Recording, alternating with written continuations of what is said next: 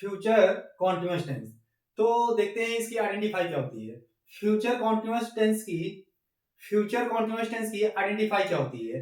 अगर कोई भी सेंटेंस अगर हिंदी में राइट है, अगर उस सेंटेंस के लास्ट में रहा होगा, रही होगी, रहे होंगे, अगर इस टाइप का कोई भी सेंटेंस है लास्ट में अगर आ रहा है तो वहां पर क्या कहलाएगा, फ्यूचर कॉन्टिन्यूअस टेंस।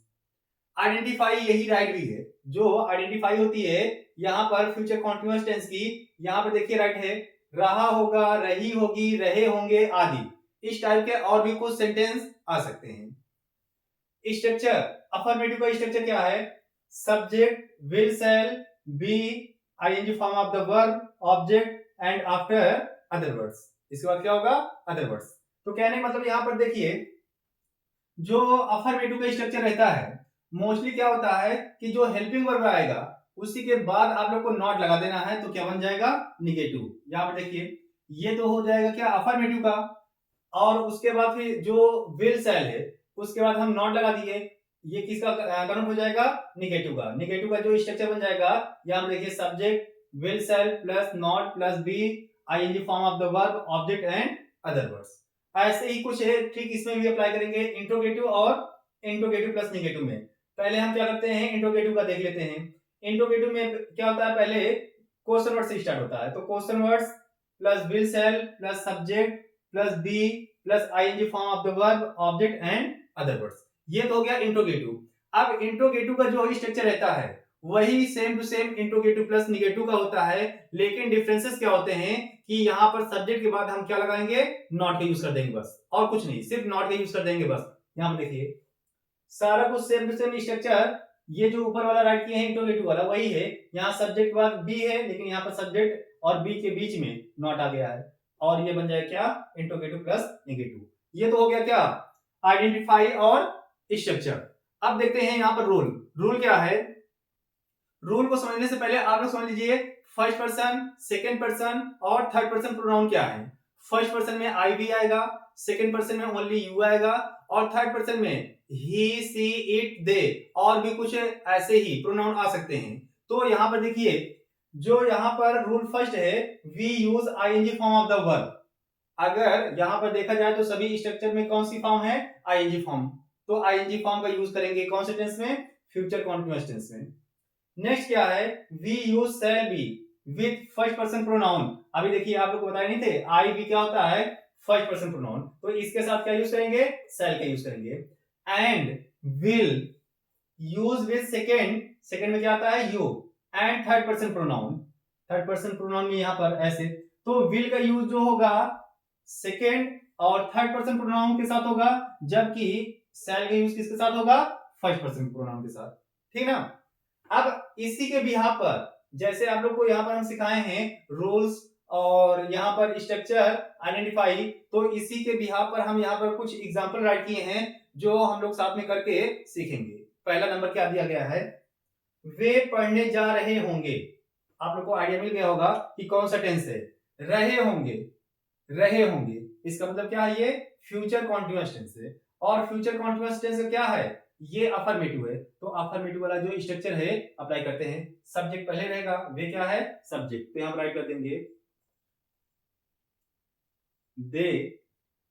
अब देखिए यहाँ पर जो दे है वो कौन सा पर्सन है, थर्ड पर्सन, और थर्ड पर्सन के साथ क्या आता है, विल का यूज करते हैं। तो यहाँ पर जो विल और शैल का जो यूज करना है, ये फर्स्ट पर्सन, सेकंड पर्सन और थर्ड पर्सन के अकॉर्डिंग हम कर देंगे, लेकिन जो बी का यूज करना है वो दोनों में रहेगा। शैल के साथ भी बी आएगा और विल के साथ भी बी का यूज करेंगे। ठीक ना। तो यहां पर क्या यूज करेंगे हम, दे विल बी। अब उसके बाद क्या है, बी के बाद क्या, ING form of the verb, रहे होंगे, जा रहे होंगे, तो क्या हो जाएगा, गो, उसकी ING form going. They will be going. अब आगे क्या है, they will be going to study. ये यहां पर जो है वे पढ़ने जा रहे होंगे, इसकी जो इंग्लिश होगी कन्वर्ट करेंगे तो they will be going to study. अब देखिए यहां पर जो अगर दो वर्ब आ रही हैं, तो दो वर्ब जब आएंगी तो उनके बीच में हम क्या यूज करेंगे, टू का यूज करेंगे। ठीक ना। तो इसलिए यहां पर टू का यूज हम किए हैं। नेक्स्ट नंबर क्या है, वह नदी में नहीं नहा वह नदी में नहीं नहा रही होगी, वह नदी में नहीं नहा रही होगी। तो यहाँ पर क्या हो जाएगा, देखिए निगेटिव है, निगेटिव वाला स्ट्रक्चर देखिए यहाँ पर, और उसी के भी यहाँ पर इसे हम ट्राई करेंगे, ठीक ना। अब देखिए वह लड़की है, तो यहाँ पर क्या हो जाएगा, सी।